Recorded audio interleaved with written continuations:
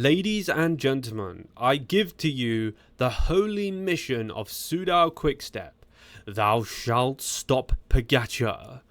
It's Tour de France 2025 and the Soudal Quickstep team has finally realised they're not just here for fun.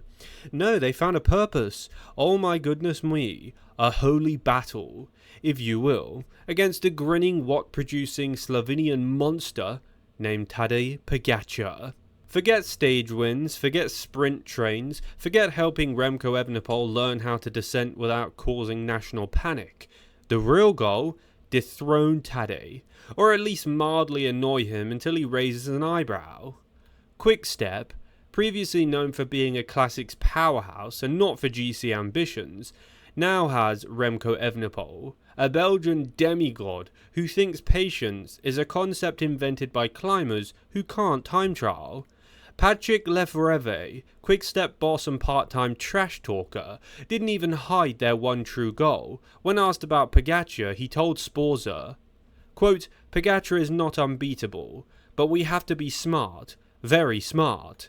Translation: we can't beat him with legs, so we're gonna try scheming. You can almost picture their team meetings now.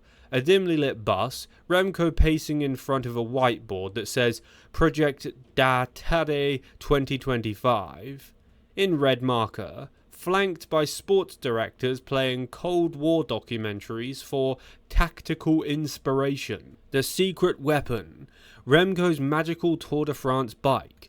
Now let's talk about the glorious, glittering, completely unnecessary exemplar of this quest, Remco's special tour bike. Yes, Remco Evenepoels has a new bike for the 2025 Tour, and not just any bike, a spaceship disguised as a bicycle. Custom built by Specialized, it reportedly costs more than the average Belgian home, and might have been tested in a wind tunnel owned by Elon Musk.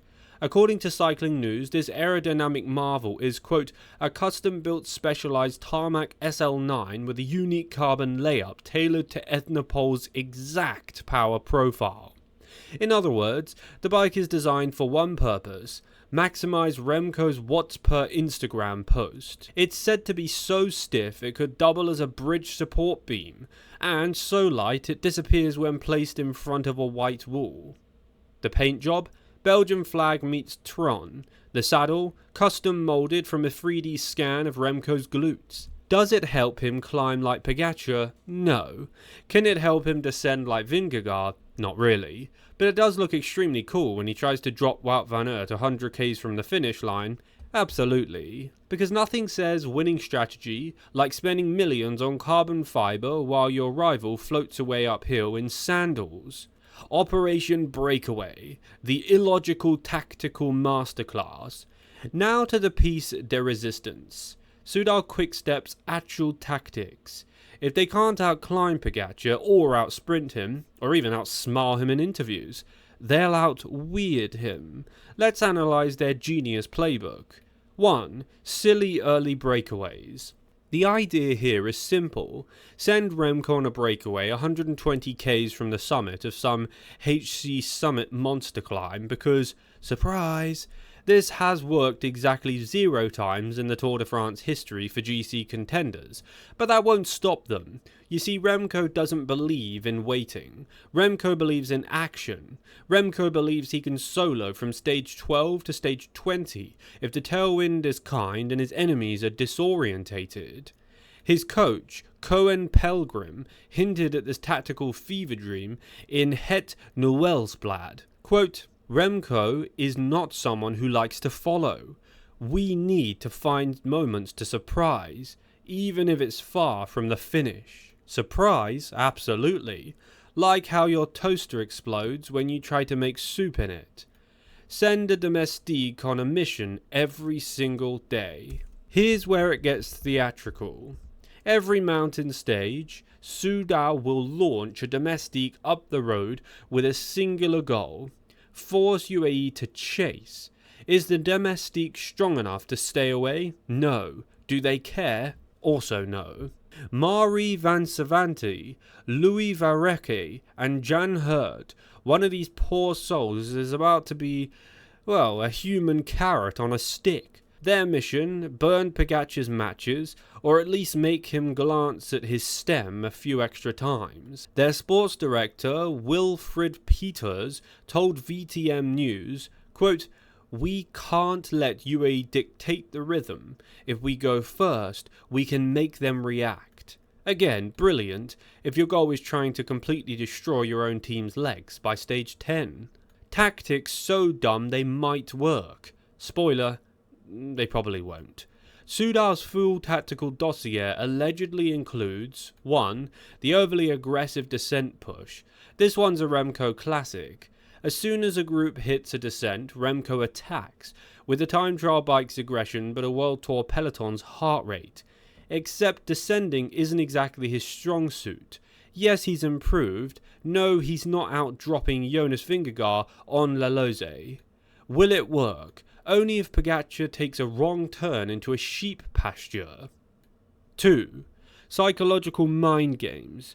Quote, "Ignore him until he gets bored." So the teams reportedly had meetings about just ignoring Pogacar. No reacting, no chatting, no making eye contact. Nothing. Just ride like he doesn't exist and hope he gets demoralized. This is actually based on sound psychological principles discovered by teenagers trying to ghost each other on dating apps. Tactic: pretend he's not real. Result: he will attack sooner. Number 3.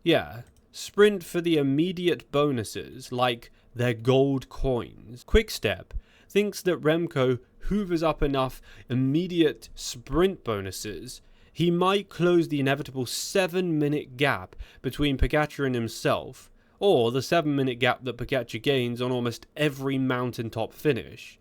They're half right. Remco is faster than most GC guys in a flat sprint, but so is Pogacar.